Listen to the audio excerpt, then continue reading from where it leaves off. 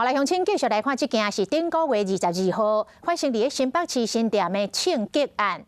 枪手甲一个木椅上，面前断死穿断死，坐无人机走到中国的厦门，带入去当地防疫旅馆。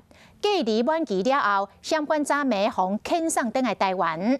本地是定早中昼12点55分，班机就要来起飞，结果是延迟将近4点钟。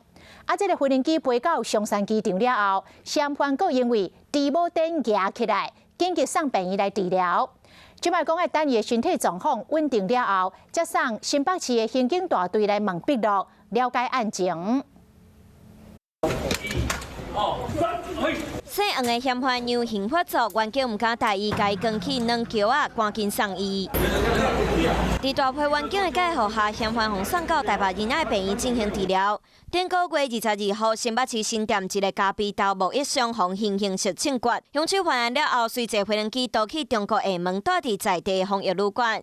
伫隔离期满了后，随行遣返返来台湾。在伫中头案甲真假多名正兵拢有刑事局警员介护。姓黄的嫌犯8号坐立明航空 B7512班机，原本按算伫8号中昼12点55分起飞，却延迟要4点钟，伫下晡5点左右才自厦门起飞，伫暗时6点33分到台湾。今天厦门机场加强了防疫相关的措施，所有的飞机。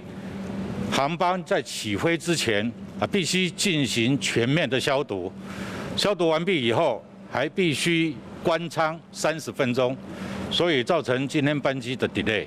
这摆俩人比较自说将模式，拢是伫机场口交接人员，嘛是今年头一位伫两岸强大体制之下互遣返的刑事犯。嫌犯嘛互送去新北市刑警大队做后续的讯问，要调查清楚犯案的动机，嘛要追查敢有幕后的主使者。